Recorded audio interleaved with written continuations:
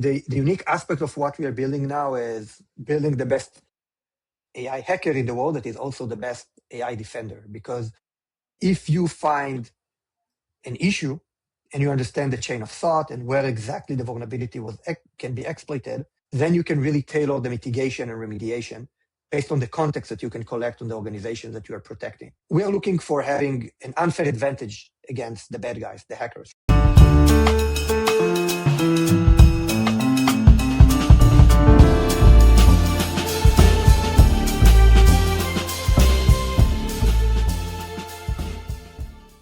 Hi folks, James here, and welcome to the Spyro Circle, brought to you this time in collaboration with Forbes Israel. You don't need me to tell you that Israel's cybersecurity sector is one of the biggest in the world. I'm sure you know that by watching some of my episodes and generally just following the news. This week I spoke to a company that really embodied just the sheer size and scale of the sector. Founded only last year in the middle of 2025, Novi Security has emerged from stealth about a month ago in January 26 with a whopping $51.5 million in funding across its seed and Series A round. Yeah, that's right, $51.5 million in seed and A. I've been covering funding announcements for about 5 years now, and even I had to kind of double check those numbers. It really shows the testament to Israel's cybersecurity sector, and it also shows the confidence that those investors have in the talent, tech, and market. Anyway, I spoke to its co-founder and CEO, Geffen, all about this, and all about how his experience in the army and his interest in computer science and his education all accumulated into the company he runs today. We spoke about the market, we spoke about AI, and we spoke about some of the ways that enterprises are learning how to tackle the amount of threats that they face every single day. I hope you enjoy. Ido, thank you so much for taking the time. Thank you for having me. Very excited.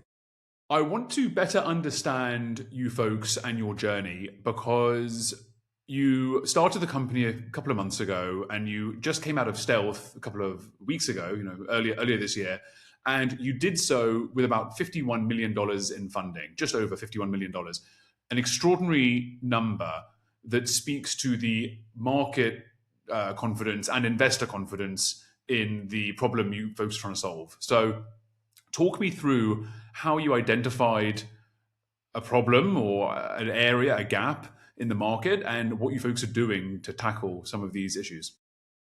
Yeah, sure. So at Novi, we are three founders, Omer, Gon, and myself, and the three of us are really good friends for the last 15 years. And we've started when we worked together, when I was in the Israeli Security Agency. Omer was a team leader in my group, and Gon was in A200, and the three of us worked together on multiple cyber operations. And moving quickly 15 years later, September 2024, this is when O1, the first reasoning of OpenAI, was released. And it was the first model that can do thinking process using chain of thought. So it's reasoning to solve complex and multi-step problems. And we come up with this idea that maybe for the first time, you can utilize this type of model in order to being able to find novel vulnerabilities in applications and in general in organizations. So we did pretty quickly a very interesting proof of concept. And in this proof of concept, we really try to mimic the same way that we train penetration testers, connecting to the agent tools, techniques, and giving it a lot of good examples of how offensive cyber operations and how to find different vulnerabilities. And we came up to the conclusion that there is a major leap of something that couldn't be done before. So this is on the technological aspect. If you look on modern organizations today, they are developing much more code, much more applications in a much more rapid way. And you have the bad guys, the cyber attackers, the hackers that are also starting to leverage AI. So it's like kind of this perfect storm in a way that the bad guys are becoming much, much faster, much more sophisticated on how they can generating attacks. And the external exposure of organizations is also exploding. And there is no other way in order to prevent or to protect organizations other than mimic the same way and being two steps before the bad guys finding the security issues and being able to mitigate or remediate them. So the fact that there is a huge technological leap comes with a very big pain that organizations today have. And the fact that we have the best team in the world to solve it, that are expert in cyber and AI, will give us the opportunity to build here an iconic company. Yeah, well, it's amazing, and it really speaks to the concept of being a cybersecurity company, which is actually what you're doing is you guys aren't necessarily the innovators, but you're trying to chase the innovators who are the bad guys, right? They're the ones that are coming up with new ways and to attack. And as you said, you need to not only keep up with them, but you need to make sure you're 2 steps ahead of them. So it kind of becomes this arms race of who can of offensive versus defensive. So it seems like you folks are identifying something that's big and with a tremendous amount of confidence behind you. Why can't general LLMs do what you're doing? Why is there need for a new way of doing things? Yeah, great question. So if you look on ChatGPT or any other brilliant model, it's like a brain of a person. This brain can be with 160 or 180 IQ, but it doesn't really have an experience or expertise when it comes to do specific tasks, right? So the best chess player in the world today is a reasoning model that was trained on do a lot of different chess games. So the same goes into many other verticals and also specifically for cyber. We are training our own model, and our model is trained and have millions of simulators that it runs every day on different types of cyber attacks. And this way, the model that we are training and the tools that we are providing to it, and a lot of prompt engineering, okay, to give in a prompt way the techniques that only we know, this is something that give you much better results that are much more personalized also to the organizations that we are protecting.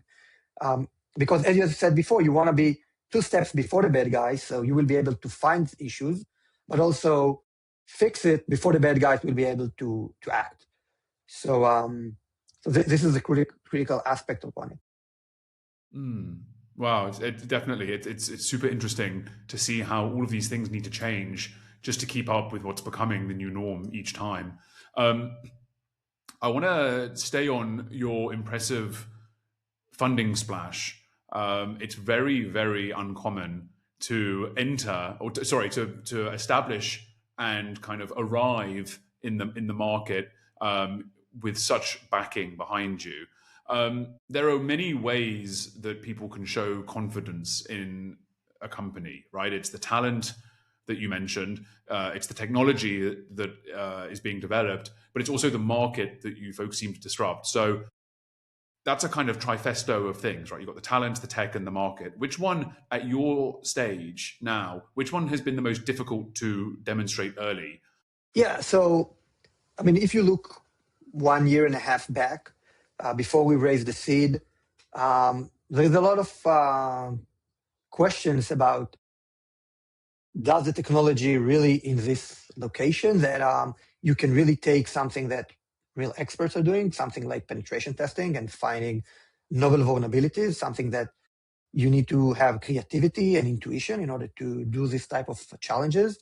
So there were some questions and good questions back then about, is it the right time? Does the technology is really in this phase? And I think what has really gave a lot of confidence to us and also to our investors is pretty quickly on, we found that the bottleneck of the company is not the technology, is not the hiring the best talent, is just a lot of pipeline. Meaning we had too many proof of values that customers or prospects wanted to test the product, then we can accommodate.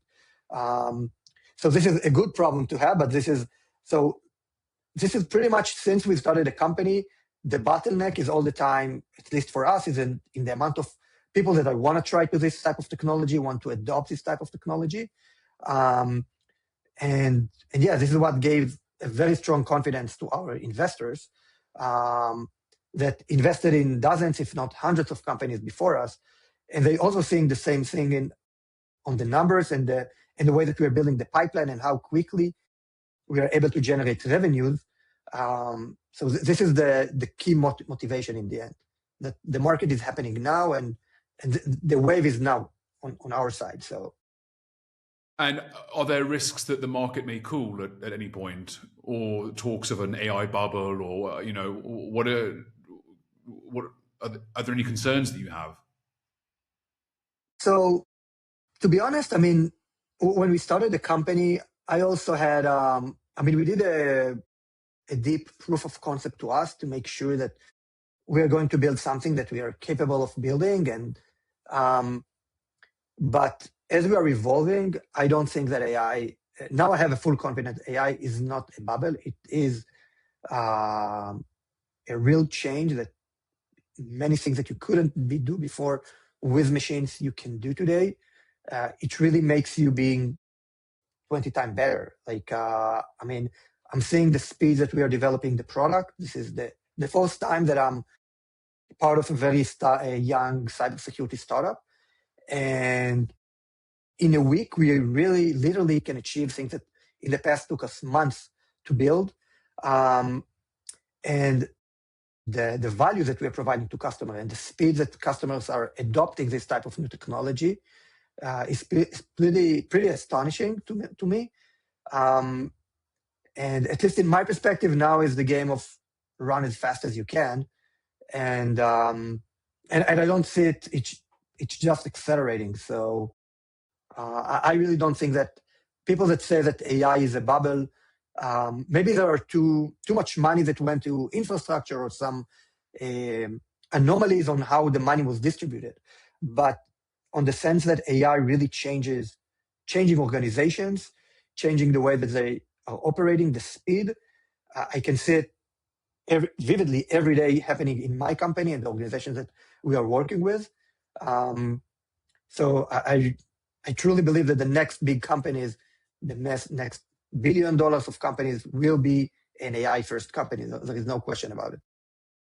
Okay, wonderful. I want to touch on a few ideas that we've already addressed on this call. And one is you gave the analogy of a chess player when it came to the LLMs. And then we also touched on briefly the concept of being somewhat in an arms race against defending in cybersecurity, but you guys are more offensive. So we spoke about this briefly, the difference between offensive and defensive cybersecurity.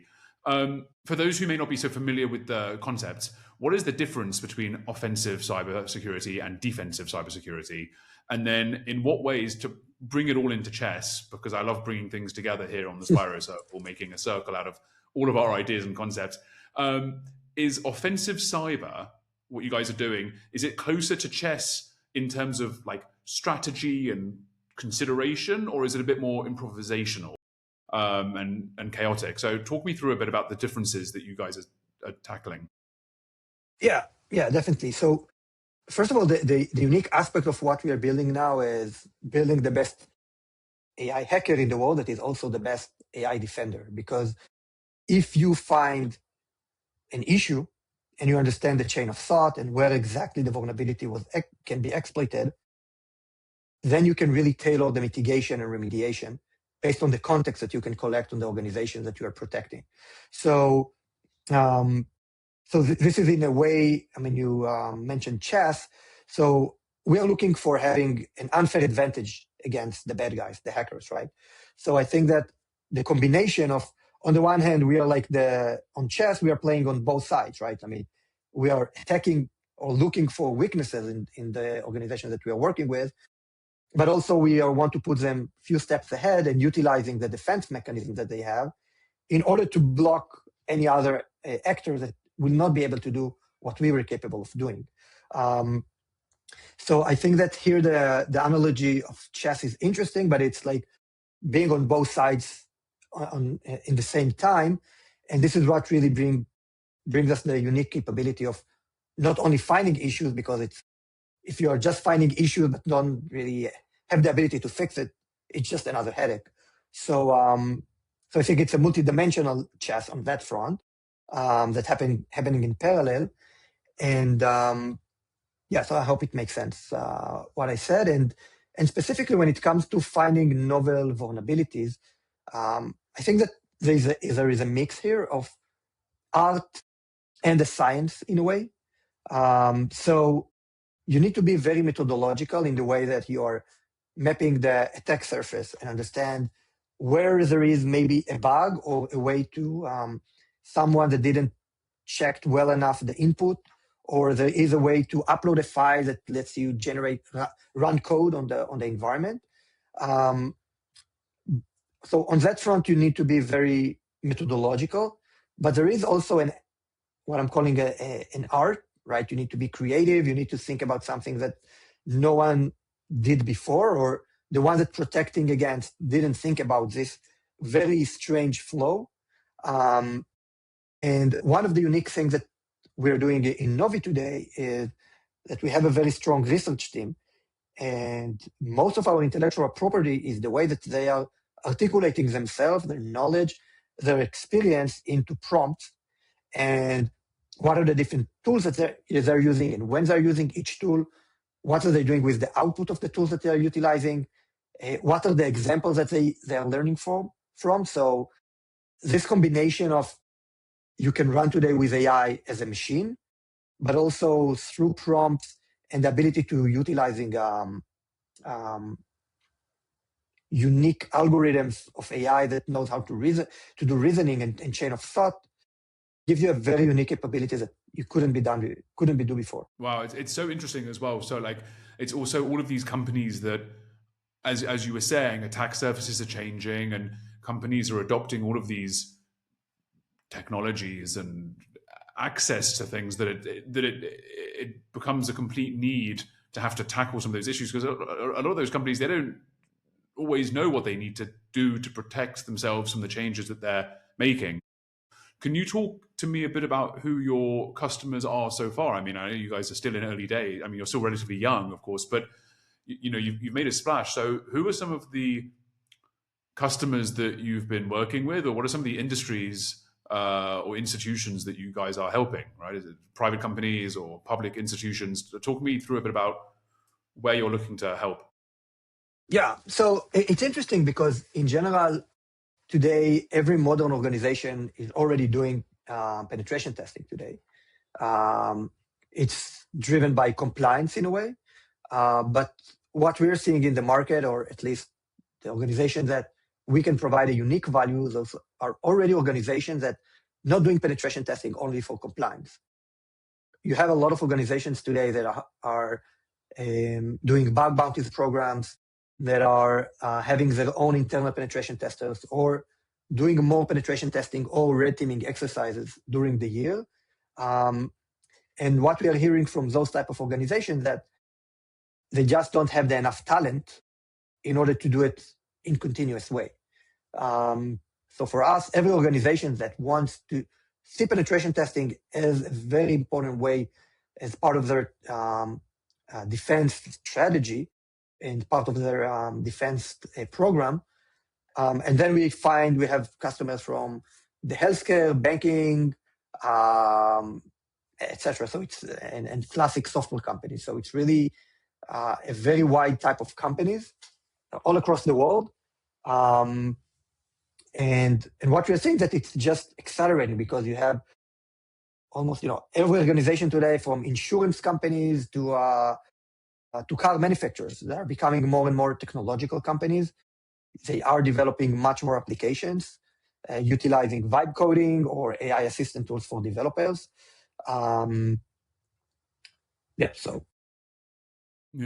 no, it's super interesting as well, and it's one of the things that because of the periodic nature of penetration testing, it's kind of outdated now, right? It's like you used to be able to just to kind of pop in and test it every now and then, but it's just not enough nowadays. You need a constant kind of cloak over it at all times. I want to talk a bit more, if I may, about some of your experience before entering cybersecurity and entrepreneurship. And I want to talk a bit about your army service.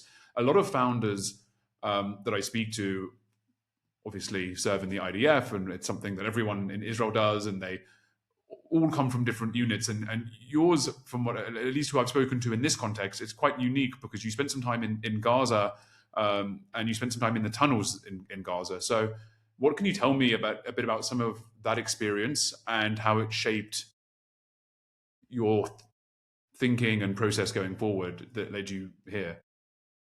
Yeah, definitely. So yeah, in the military service, I was in a special elite combat engineering unit of the Israeli engineering corps, and I was a warrior. And after that, I did a paramedic course. Um, and the main reason or the aim of the unit was exactly as you said, to tackle on how to detect and to block tunnels in Gaza. And I think that during those years, I've learned a lot about teamwork, um, work with when you're working on things that you really believe in, and I mean you need to work on things that you feel that you're doing something novel, um, and how to handle under a very high pressure, um, and also a very good culture when it comes to lesson learned.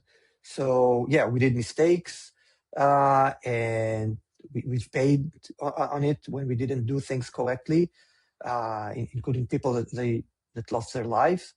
But the ability to be in an organization that knows how to handle, on the one hand, under real pressure, and having this culture of each operation that you're doing to do an honest lesson learned, and what are the two, three things that we are keeping? What are the two, three things that we want to change or to improve for the next time?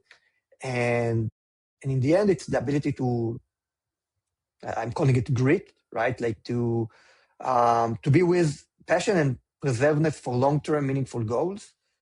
I think that really, at least in my mind, trained me on before that I started to be an entrepreneur. And one of the things that really amazed me was when I did my military service, that when we were getting an intelligence that was accurate many times and really saved our lives or really was very significant for us, that I really want to be after that in one of those organizations that really being able to provide this type of smart intelligence.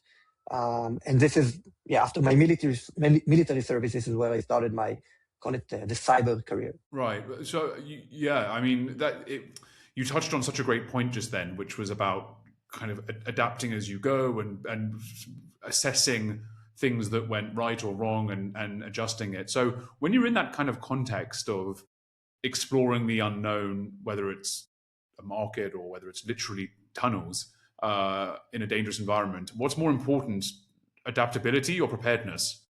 Or what's the relationship between the two? Oh, that's a good question. Um, I think, I mean, training is a lot, right, to be prepared. But I think that one of the main things that I've learned during those years, and I think it's again come to a culture that um, the ability of every soldier or a man in this type of unit to come up with ideas on how we can improve, what we can do differently. So I think this is one of the strengths of this type of units. I mean, yeah, you have, it's hierarchy and all of that, but in the end, if someone come with a very good initiative, um, you can really change the way things are being done. And I think that, um, at least for me, it was very inspiring. Um, and and yeah, I think it's a mix, right? I mean, even as a paramedic, so on the one hand, you have tons of protocols that you need to learn, and what you need to do in each situation, that you need to learn about it, and how the respiratory influence the heart, etc., and all of those complex systems. But on the other hand, you're getting into an edge cases that, okay, now you need to treat someone that you don't have all the tools that you had that you should have, or you are under like very unique circumstances. Then you need to to do things that are in a more creative way. And I think so. I think it's both. I don't know what is. I mean, if you're going too much into just every time that think about something very unique, you will not end up with something good. But I think it's like those abilities to have a good direction or and training and what should be done, but also this adaptivity according to the specific situation that you are at, and then doing those lessons learned. So this combination, really building something meaningful over time, in my perspective. Yeah, we always. It's not the same. It's not the same thing. But I scuba dive occasionally, and they Mhm. always say you got to plan your dive and dive your plan, which I'm assuming is also kind of a military mindset as well. You know, plan your play, play your plan. But then, of course, things come up, and you have to not be rigid. You also have to adapt to what comes in front of you, and adapt to the changes.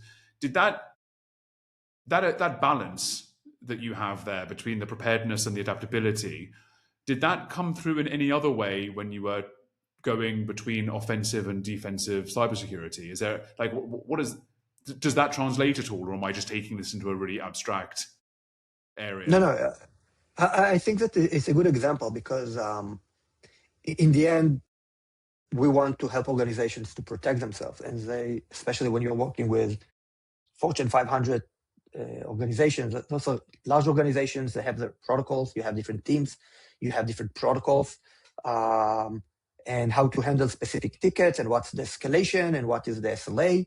So yeah, you need to find this right balance about, hey guys, here is a novel issue that you weren't aware of, but now, okay, what is the process? How we're making sure that the organization is capable of digesting this type of new knowledge. And so I will give an example. One of the things that are it's very important for us in the product is that every issue that we are highlighting, we're always providing steps to replicate. So one can validate that it's a true positive, and then you don't need to waste your time or you're really hurting your credibility.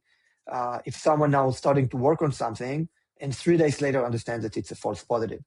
Um, so it is being part of the understand how the organization is really working and adapt yourself into that, but also injecting, some kind of innovation or unique insights that they didn't know before.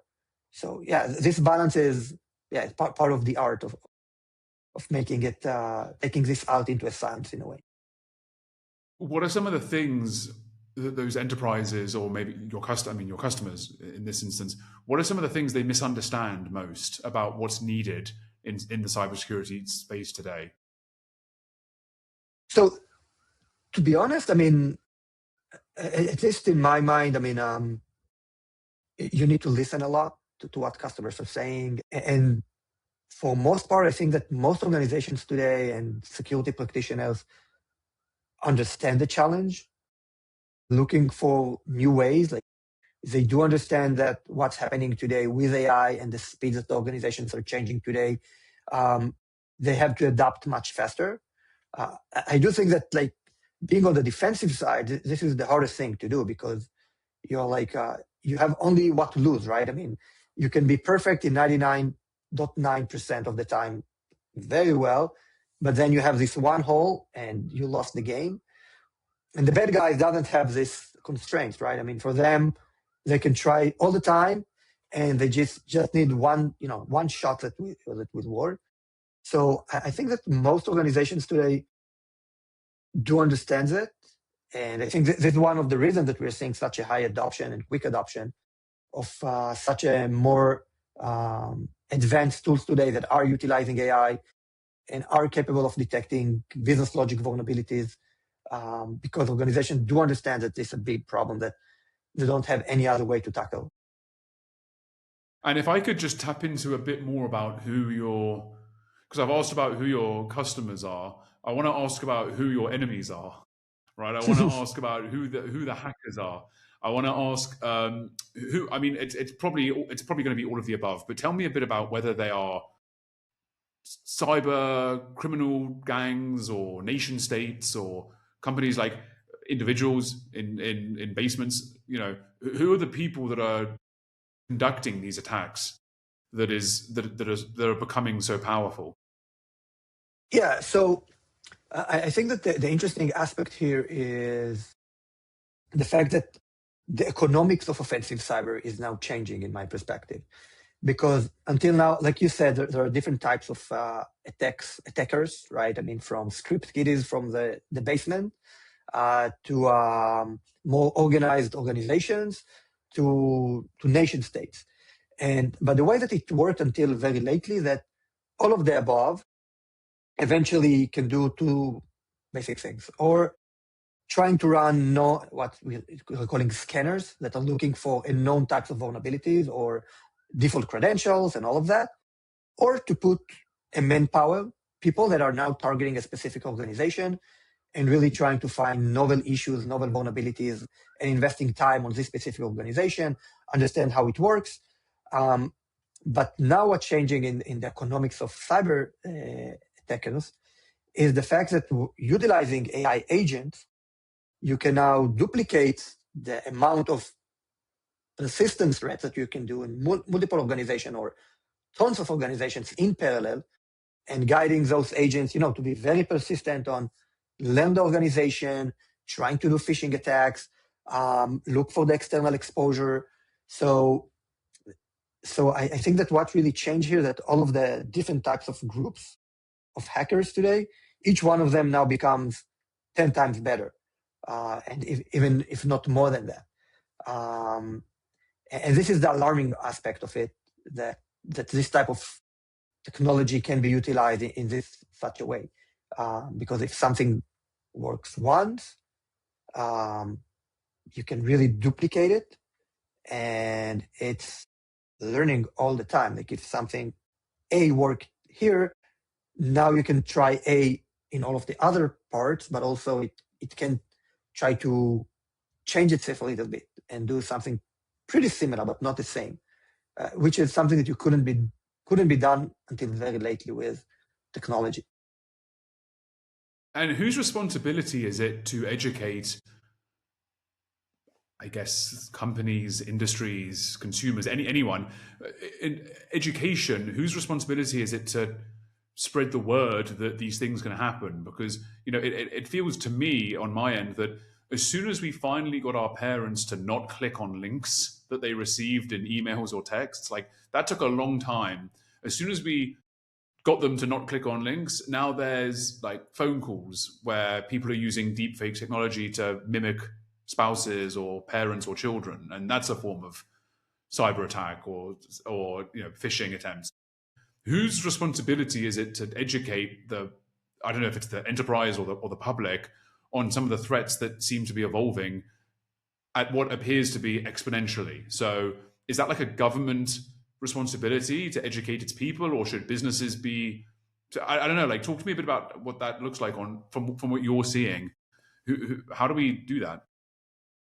Yeah, so I think a very good example is Anthropic, that they released in November, if I remember correctly, a very comprehensive report about the first reported AI orchestrated cyber espionage campaign. I think this article did a lot of waves, and for good reason.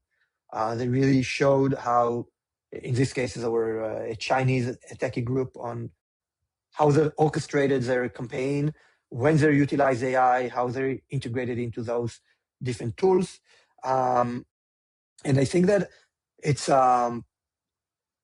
it's a shared effort but mostly I think that the organizations today, like Novi, but also the big guys that building the top-notch models, I think that the fact that they're starting to doing more and more benchmarking about security in general, I think that all of those articles and are really helpful to spread the word about the greatness that you can do with this type of technology, but also the a lot of risk that comes from that.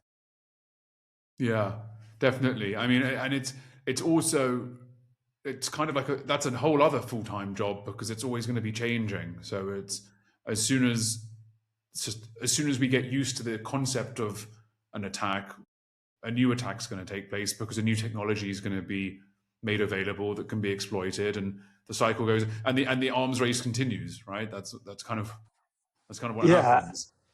yeah, it comes back in my perspective to you. If you remember, like pretty much at the beginning of the meeting, you asked me about, am I worried about the market? So I don't think so. I mean, all the time the technology evolving so quickly, and then you need to have cyber security for this type of new technology, right? So when you had mobile, so you need mobile protection. When you move to the cloud, so you need cybersecurity for the cloud.